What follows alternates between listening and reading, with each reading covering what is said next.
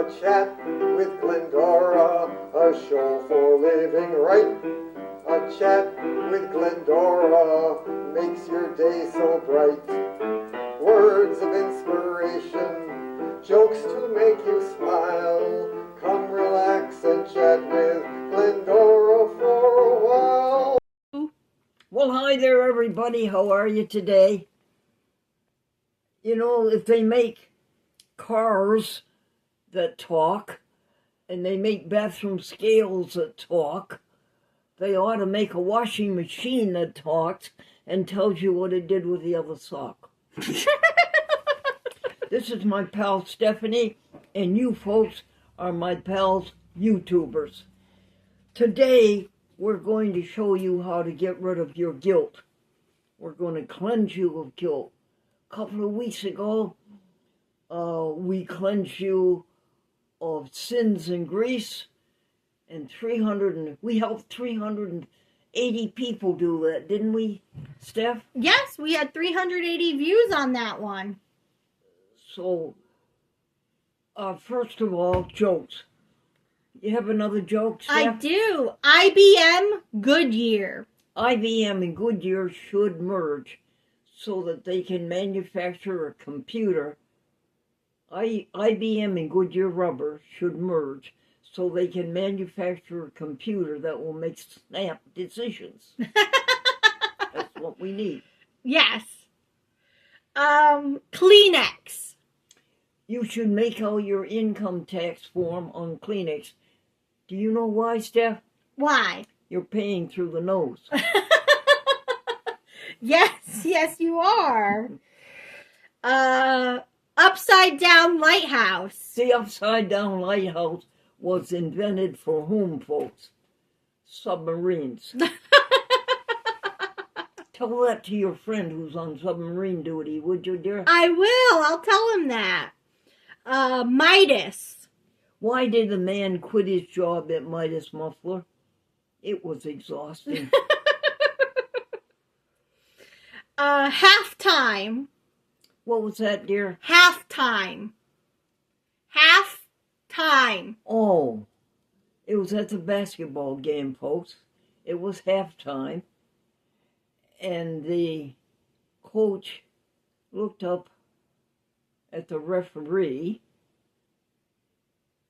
and the referee looked up into the bleachers, and he saw a woman being carried out on a stretcher, and the referee said to the coach, "Did she faint?" And the coach says, "Yes, you called one right for a change, and she fainted." That's for you, Lisa McGee. You're a referee. Yeah. 5 times 7 equals 33. The high school coach said to the math teacher, "You have to pass my star player or we're not going to get into the finals." And the math teacher says, "But he said 5 times 7 is 33. And the coach says, "So he missed it by 1.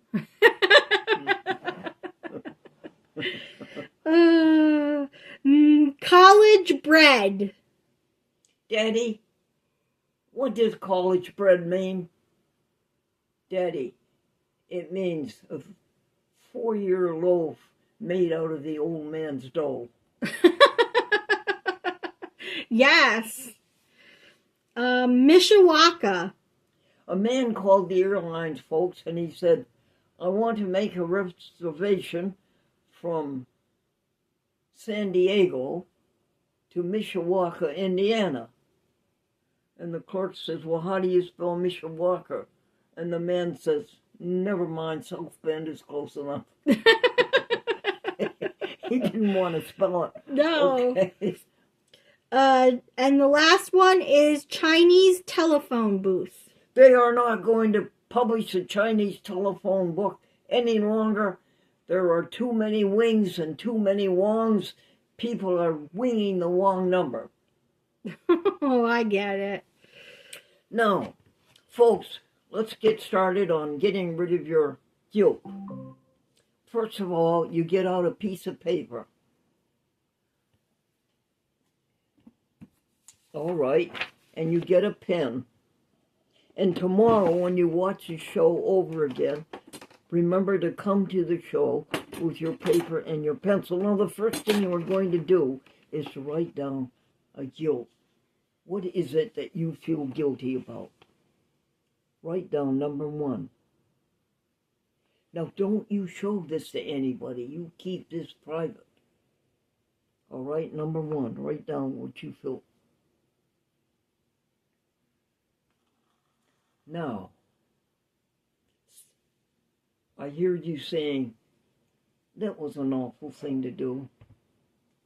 That was a terrible thing to do. Why did I do that? That's your first step. You've acknowledged it. You've acknowledged it. You've admitted it. That's your first step. You feel better already, don't you? 2. That's the telephone, the great interrupter. Now, the next thing you say to yourself, I can hear you say to yourself, I wish I hadn't done that. That was a terrible thing to do. I wish I hadn't done that. Now, that's the second step. You regret it. First you admitted it, and now you face the regretting. You regretted it. You feel better already, don't you? And then the next step is, I want to make up for it. I want to atone for it. Well, there's lots of ways you can atone for it. You can go back to the person, or you can go back to the place or whatever, and you can say, I'm sorry. That is not the best way. Here's the best way. You can go out and do something good for the world. For anybody. Smile for somebody. Help somebody with the door. Hold the door open for them. Say something nice to somebody. Call up somebody who's lonesome. Stephanie, can you think of anything else? No. I mean, you could also donate some of your time to your local food pantry or the library. That's good. You could buy them a chocolate bar. Yes. Yes. You could buy them a roll of wintergreen lifesavers. That's really the best way, to go out and do something nice for somebody. Now, other people will say, well, you pray. You sit down and pray. Okay. And you do all this self-inspection, and you meditate and all that. I just don't go for that much.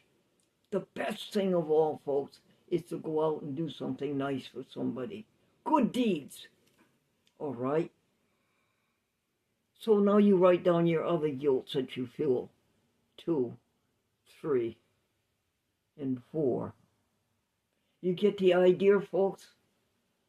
I have a friend, a very, very nice friend, all powerful, all smart, a friend who has the answer to everything. And someday I'm going to introduce you to that friend.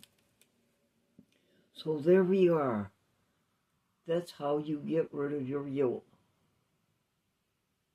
So tomorrow when you watch the show, have your pen and paper ready and write down what you feel guilty about and follow those steps that we just did. Do you have a Bible passage? I do. We have some Psalms. Let's go to Psalms and see if we can find things about guilt. The first one is Psalm 26:6. I wash my hands in innocence. There you are. And go about your altar, Lord. Say it again. I wash my hands in innocence and go about your altar, Lord. Tell the YouTubers again the number so they can remember it. Psalm 26:6. I love it. What's next? Psalm 19:12. But who can discern their own errors? Forgive my hidden faults. Say that again, please. But who can discern their own errors? Forgive my hidden faults. What do you think of that, Steph? I think it's true. I I think that it's good to have God forgive our hidden faults, the ones that we aren't sure of. What do you think, you YouTubers? What do you think of it? Stephanie, do you have another one? Yes, I have one last one. Psalm 51, verse 1. Have mercy upon me, O God, according to thy loving kindness, according unto the multitude of thy tender mercies, blot out my transgressions. That's right. Loving kindness. You hear that over and over again. And this friend that I'm going to introduce you to someday will teach you all about that loving kindness. Do you have a hymn?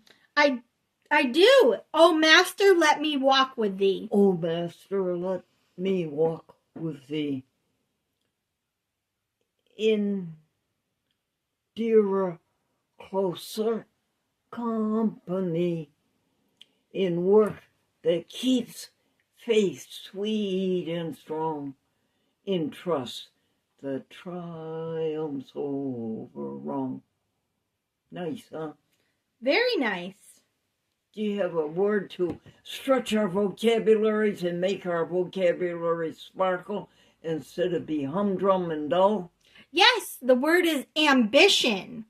Ooh, what does that mean? An eager and inordinate desire for atonement, honor, power, preferment, superiority, aspiration. Hold it on that, honey. Say that again. An ambition is a what kind of an inordinate desire? Yes, an eager and inordinate desire for atonement. I don't think that's right.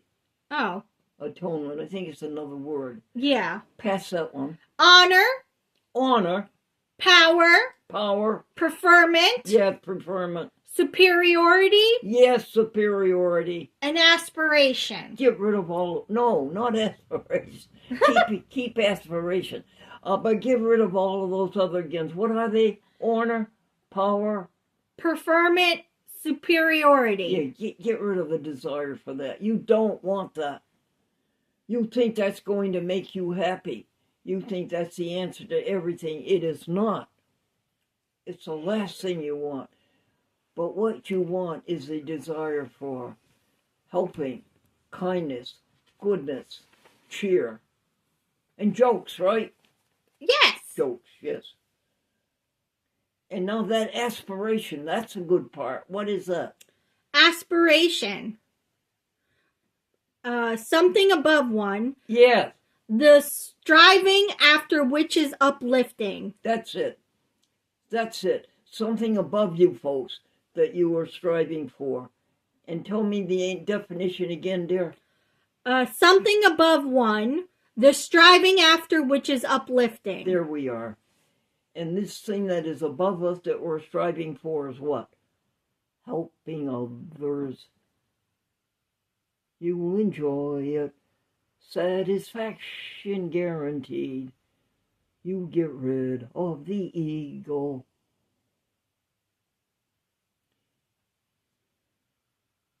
Very, very nice. And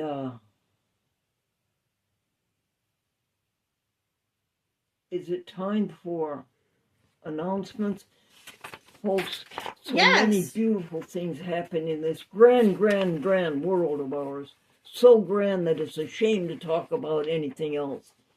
So many things happen that are so beautiful that we want to share them with you. And if you have anything to share with us, YouTubers, let us know. Okay, announcements, hon? Yes, so we have an email from Gil Martinez that says... He is the director of Public Access TV for Hartford Public Access TV, Hartford, Connecticut. Yes. We have survived thanks to the hospitality of the Hartford Public Library. We will be moving to their downtown main branch permanently next spring. Thank you, Hartford Public Library, for taking care of public access. Yes. The next email we have is from the Nassau Free Library.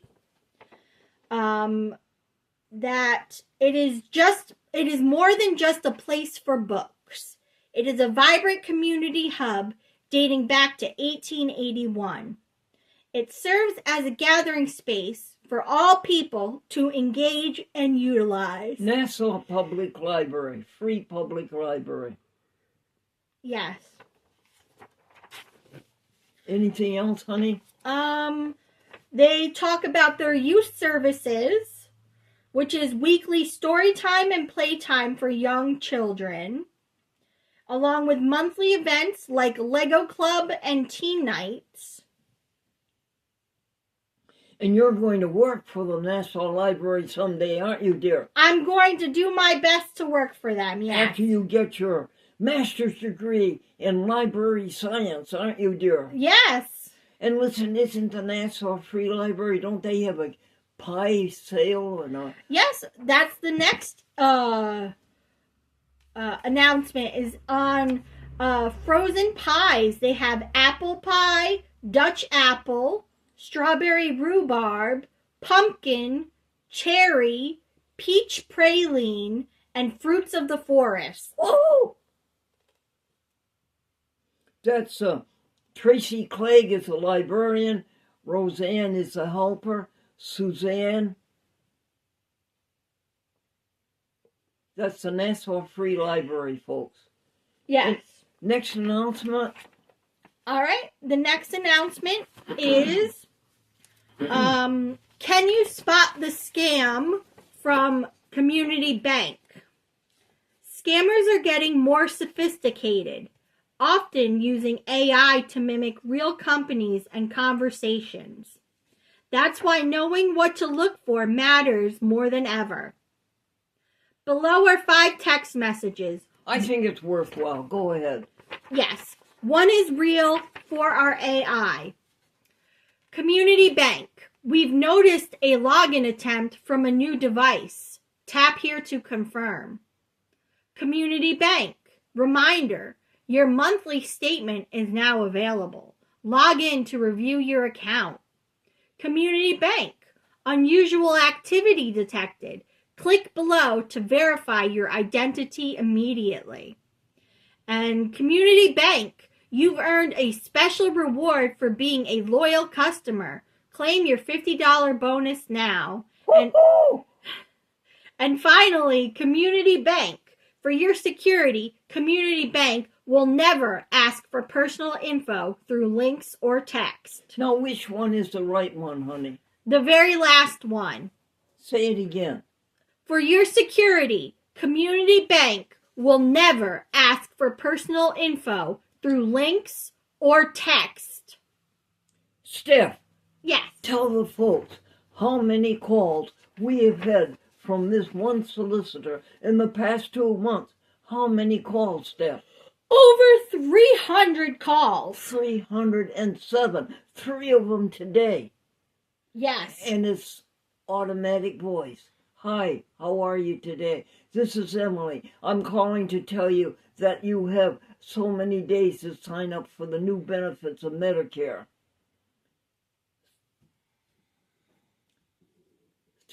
307 calls. Yes. And we have them, many of them are on recorders.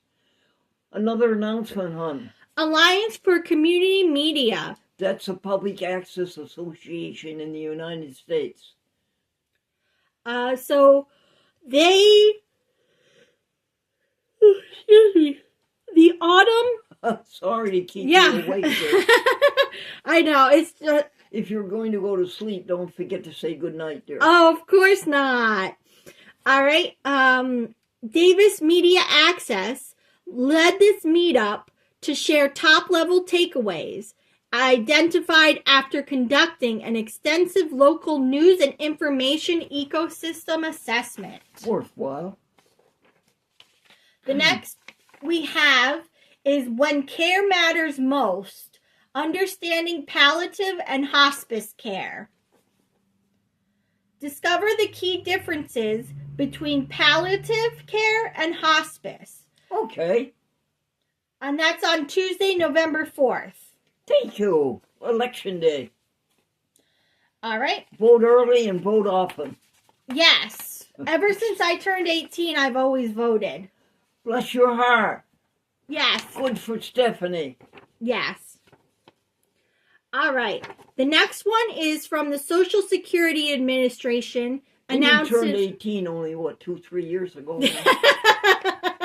I wish. It's more like 15 years ago. Or 15, 16, 17 years ago. All right. Then we've got the cost of living adjustment from the Social Security Administration. Okay, what is the cost of living adjustment? You will receive a 2.8% increase. Oh, thank you. All right, and the next one we have... I'm glad of that. Thank you for that. I remember one year we didn't get one. I remember that 4 or 5 years ago we didn't get one. Thank you, U.S. government. Thank you, U.S. Treasury. Yes. All right, then we've got a letter to John Blakeman that we wrote. Oh, read it to me, honey. Dear John Blakeman is 96 years old, and his wife died, honey. And then he had to give up his home in New Jersey, and he had to move up here with his daughter. And his daughter deserves so much credit. She didn't send him to a nursing home. She made a place for him in her home, and she deserves so much credit. But you still can't ignore the pain of not being in the place where you live most of your life and with your wife. But he's doing very well. And we write him letters. So here's one of them. All right. From him. No, this is to him. Dearest John Blakeman, we respect you for the good deeds you accomplished in New Jersey, those years you were working at the New York Times. We have the same high regard for you as they did. Yours in truth, Stephany and Glendora. Oh, that's nice. I think he should get mail. Yes. I'm going to ask Lucy to write a letter to him also. Oh, that's nice. Yes. Now, what's next, honey, for announcements? All right. Next, we have an email from Tracy Clegg that says, please have Stephany call my cell when she can. I would love to talk with her about the library and any availability she might have for volunteering. We're back to the Nassau Free Library, folks. Tracy Clegg, I told you, is the librarian, is the director of the library. Yes. And she's going to make sure that Stephany gets a job.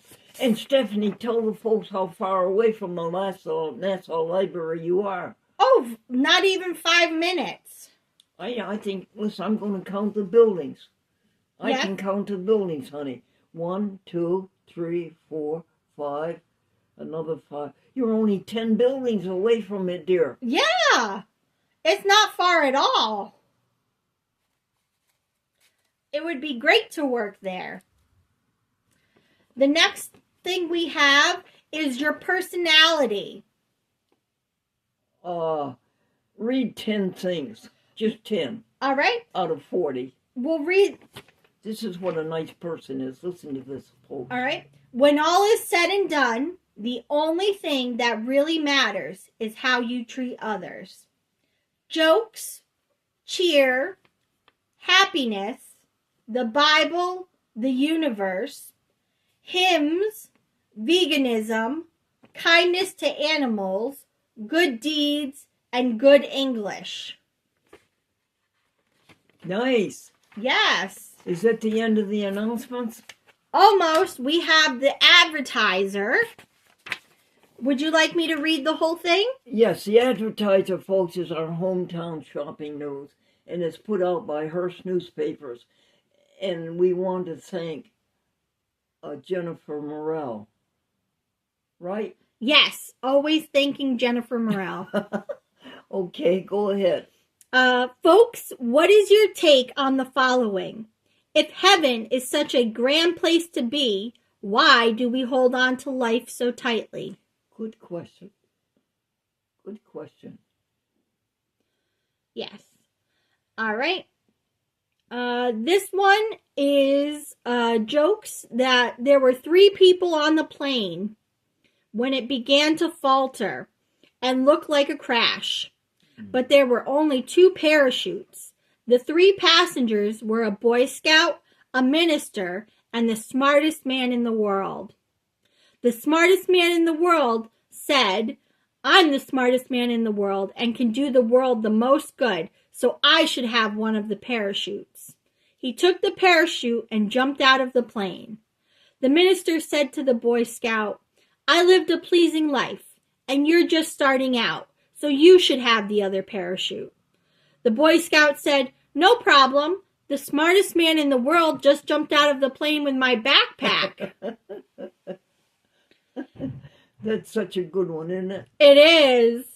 A man was helping Glendora post 76 TV shows on VHS in the middle of January. The weather was raw and penetrating, yet he didn't have a coat or a jacket or a sweater, just his shirt sleeves. Glendora said, please put on your coat. And he said, I believe in the Second Amendment, the right to bear arms. A man said to his friend, money talks. His friend says, mine is saying goodbye. We have to protect the Pope from the bird flu. He could get it from his cardinals. Oh, okay. And how do you make antifreeze? How do you make antifreeze? You steal her long underwear. Oh, poor Auntie. All right, that's from the advertiser, and that's announcements for now? Yes, we also have lifetime expenses now. Oh, yeah. Folks, my husband, Franklin Fuller Buell, and myself kept track of our expenses from the year 1937, long before you were born, up until the present time. And, or rather, up until the end of the last year, not this year, because it isn't done yet. So pick out an expense that you think is interesting from 1937 through 2024. Pick out one that you think is interesting. All right. How about office supplies? Yes, how much did we spend on office supplies? $37,170. In a lifetime. And post office, how much did we spend on post office? On the post office, let's see, where is the post office? Since 1937. $68,451. How much? $68,451. Did you say 68? Yes, I did. Wow. How much on car repair? Let's see, car repair, $100,986. Folks, does that compare with what you think you've spent? How much for food for 2 people? All right, groceries, $159,000. Does that compare with yours, folks? How much for laundry? $30,000. Now that's so stupid. Why didn't Franklin and Glendora just buy a washing machine for $1,000? Well, we always lived in apartments, and some apartments had washing machines, and some didn't. So we always went to the quarters. That's $30,000 worth of quarters, honey. That's a lot of quarters. All Okay, right. Can we take a pause now? Oh, well, you got about 10 seconds left, and then we're at 28. Oh, when all is said and done, the only thing that really matters is how did you treat others. You say it, would you, Steph? Yes, when all is said and done, the only thing that truly matters is how did you treat others. And we're rid of your guilt. We're rid of your guilt. Bye-bye.